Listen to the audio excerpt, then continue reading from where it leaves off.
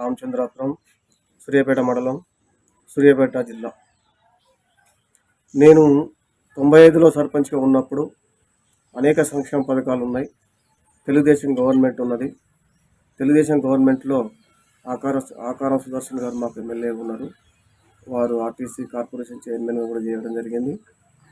అప్పుడు మేము తెలుగుదేశం గవర్నమెంట్లో ప్రజల వద్దకు పాలన అనేది ఒకటి కార్యక్రమం, పీవీపీ అనేది ఒక పాలన చెప్పడం జరిగింది.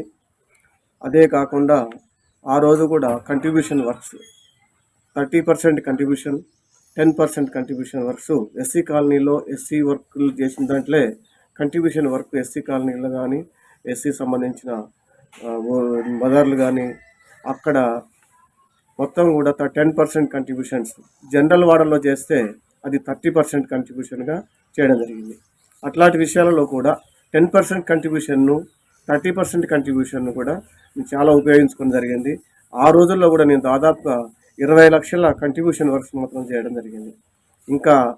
ఇంకా చెప్పాలంటే అప్పుడు జీపీ ఫండ్స్ కానీ అతి తక్కువ ఉన్నది. మనకు ఫైనాన్స్ అప్పుడు 11th ఫైనాన్స్ ఉండే, చాలా తక్కువ ఉంది అప్పుడు కూడా. ఆ తక్కువ సమయంలో కూడా ఆ తక్కువ దాన్ని కూడా విలేజ్లో చాలా డెవలప్ చేయడం జరిగింది. నేను సైడ్ రెంట్స్ పోతే స్కూల్ బిల్డింగ్స్, అంగన్వాడీ బిల్డింగ్స్ చాలా కట్టడం జరిగింది.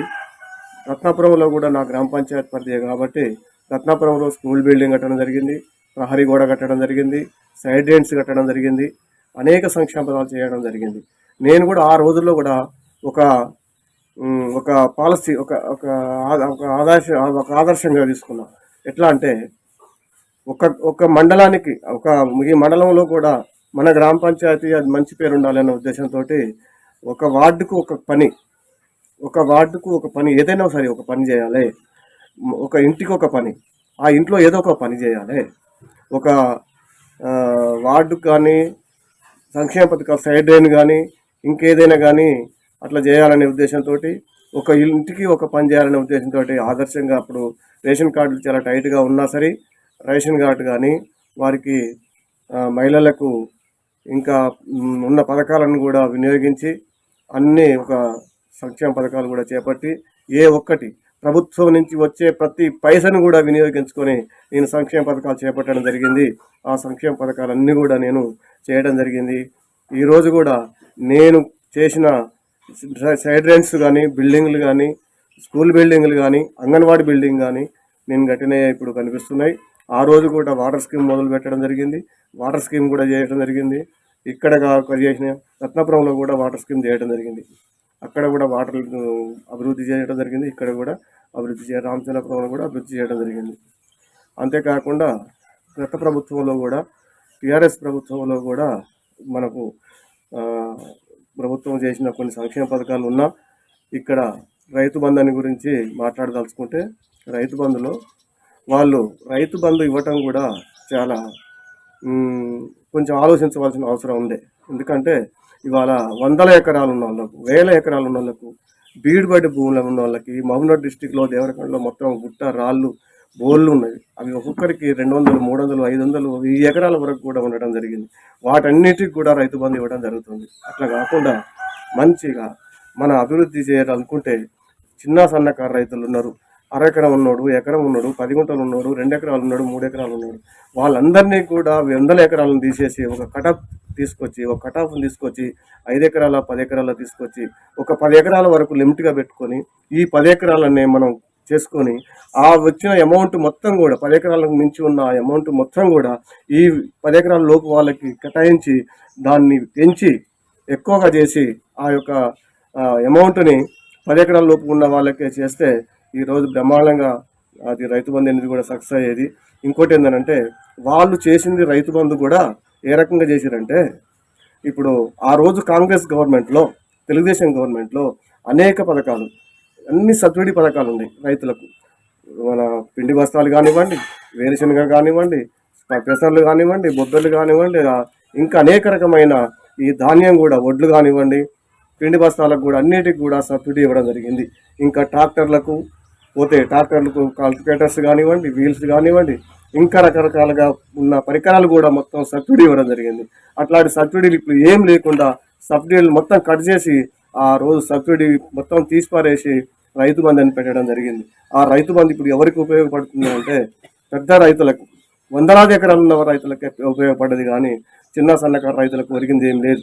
ఎందుకంటే వాళ్ళు పెంచిన పిండి బస్తాల రేట్లకు, పెంచిన మందులకి, వాటికి అన్నిటికీ ఆలోచించదలుచుకుంటే ఆ యొక్క వచ్చిన అమౌంట్ వారికి సబ్సిడీల కంటే అతి ఘోరంగా ఎడమ చేత తీసుకొని కూడ చేత ఇచ్చినట్టు అయింది. అలాంటి పరిస్థితి కాకుండా ఏ రకంగానైనా కూడా కటాఫ్ చేసి అతి మొత్తం ఒక వచ్చిన మొత్తాన్ని కూడా ఈ యొక్క చిన్న రైతులకు కనుక వినియోగిస్తే బ్రహ్మాండంగా ఉండవలసిన అవసరం ఉండే. అది చేయలేదు. ఈరోజు కాంగ్రెస్ గవర్నమెంట్ దీని గురించి ఆలోచిస్తున్నది. ఎటుబడి కటాఫ్ చేసి అందరికీ కూడా ఈ రోజు 10,000 నుంచి 15,000 వరకు కూడా గవర్నమెంట్ ఈరోజు కాంగ్రెస్ 15 ఎకరానికి 15,000 చొప్పున ఇవ్వాలని దాన్ని మొత్తం ప్రగతి పదంలో దాని ఆలోచనలో ఉన్నారు. అది చేస్తుంది కూడా తప్పకుండా. ఈ ఒక్క కారు వదిలిపెడితే రెండో కారులో కాంగ్రెస్ గవర్నమెంట్ ఖచ్చితంగా దీన్ని సాధించి తీరుతుంది. 6 గ్యారెంటీలను కూడా చాలా ఖచ్చితమైన నిర్ణయం, ఎంత కష్టమైన నిర్ణయం అని కూడా, అంత కష్టమైన పని అయినా సరే కాంగ్రెస్ గవర్నమెంట్ చేసి తీరుతుంది కూడా.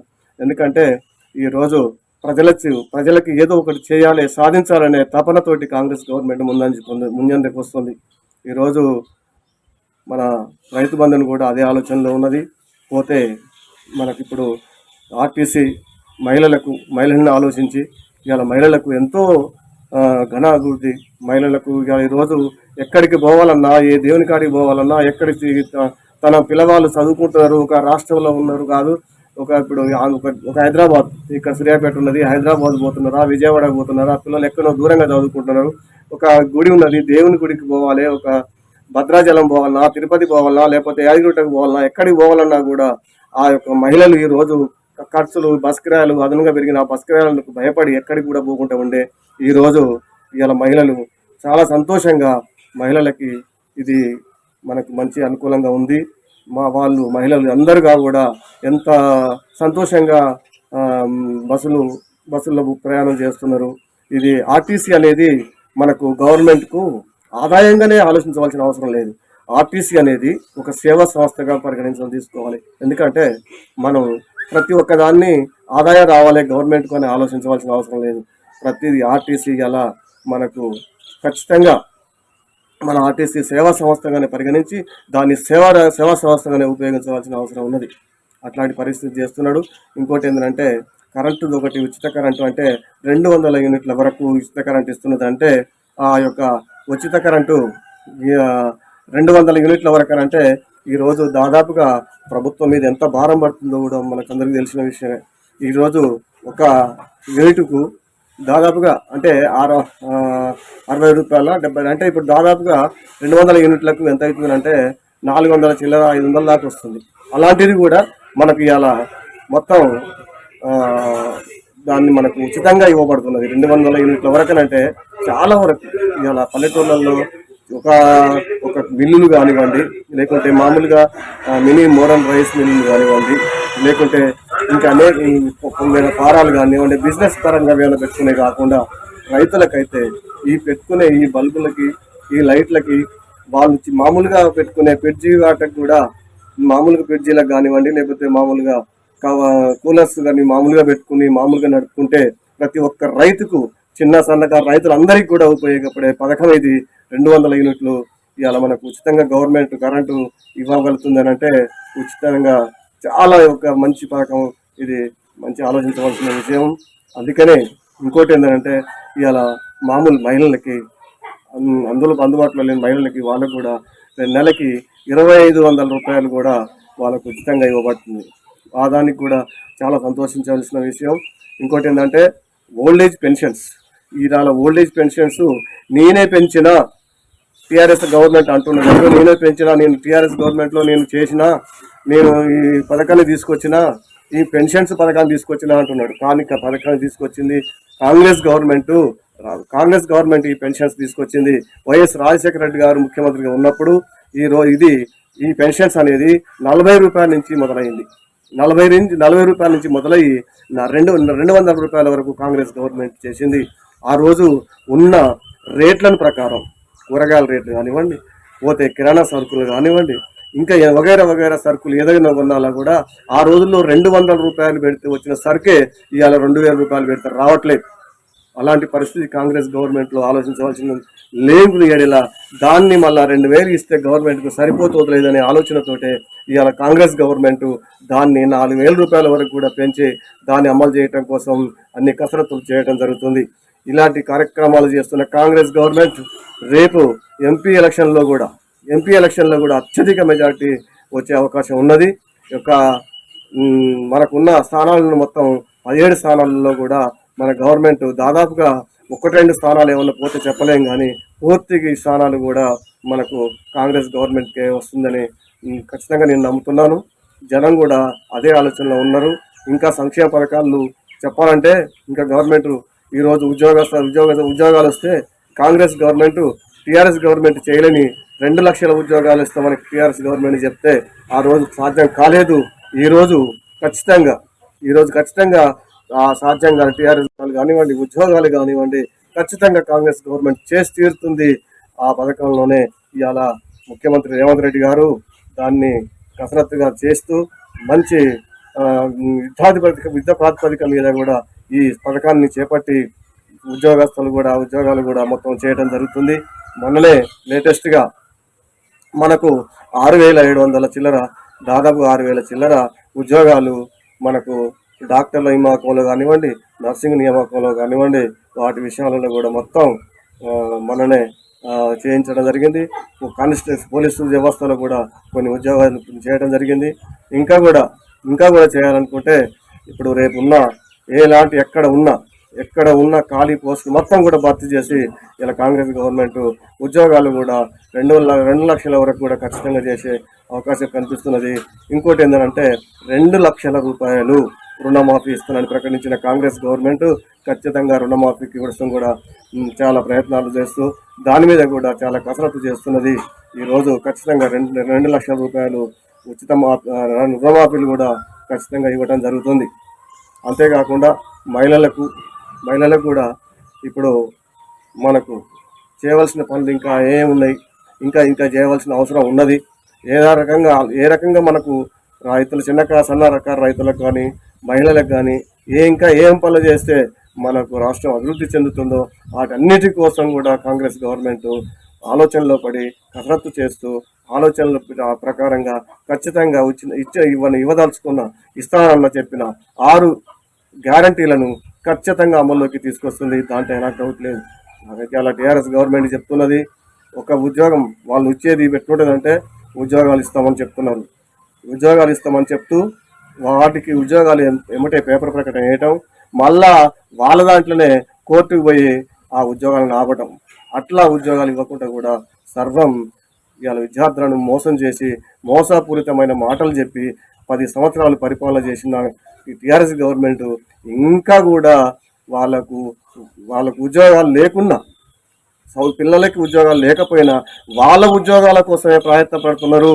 ఎమ్మెల్యే కావాలి, నేను మంత్రిని కావాలి, నా తమ్ముడు మంత్రి కావాలి, నా అన్న మంత్రి కావాలి, నా కొడుకు మంత్రి కావాలి, నా బిడ్డ మంత్రి కావాలి, వాళ్ళ ఉద్యోగాల కోసం తాపత్రయపడుతున్నారే తప్ప ఎమ్మెల్యేలు కూడా నాకు ఎమ్మెల్యే పదవి కావాలనే తాపత్రయపడుతున్నారు తప్ప ఎవరి కోసం, ప్రజల కోసం కష్టపడే కాంగ్రెస్ గవర్నమెంట్ లాగా కష్టపడే ప్రయత్నం వాళ్ళది కాదు.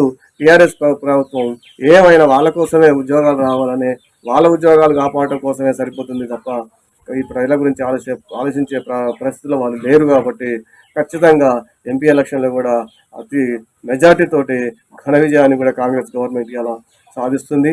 కాంగ్రెస్ ఒక రాష్ట్రంలో కాకుండా రేపు కేంద్రంలో కూడా రాజీవ్ గాంధీ ప్రధానమంత్రి అవుతాడు. ఖచ్చితంగా కాంగ్రెస్ గవర్నమెంటే వస్తుంది.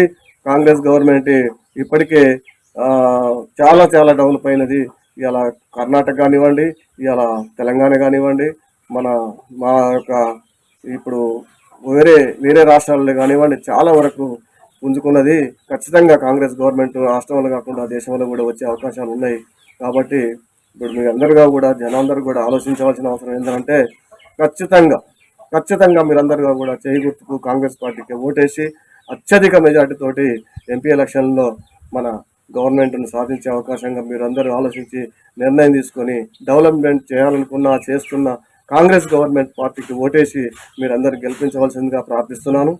ఇంకో విషయం ఏంటంటే మనకు ఎన్నో రకాలుగా ఎన్నో అభివృద్ధి పని చేస్తున్న మనకి బీఆర్ఎస్ వాళ్ళు ఎన్నో రకాలుగా మోసపూరితమైన మాటలు చెప్పి సంపాదించుకున్న డబ్బు ఉన్నది కదా, దాంట్లో ఒక 10% 5% వేల కోట్ల కుంభకోణాలతోటి వేల కోట్లు సంపాదించుకున్నారు. ఇలా బీఆర్ఎస్ వాళ్ళు సంపాదించుకున్నారు.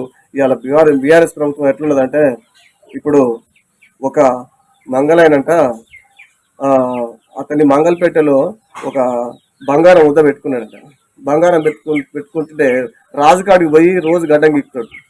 రాజుకాడికి పోగానే ఆ మంగళాయన ఏమన్నాడు, రాజు ఏమంటుండంటే, రే బాబు ఎట్లున్నారా నువ్వు ఇంటిని తిరుగుతావు, గడ్డాలు గీక్తావు, మరి ఎట్లుందిరా రాష్ట్రం అంటే, ఎక్కడిది రాజు, దేశం మొత్తం పచ్చగా నిగనిగలాడుతుంది, చాలా అభివృద్ధి ఉన్నది, డెవలప్మెంట్ ఉన్నదని చెప్పినాడు.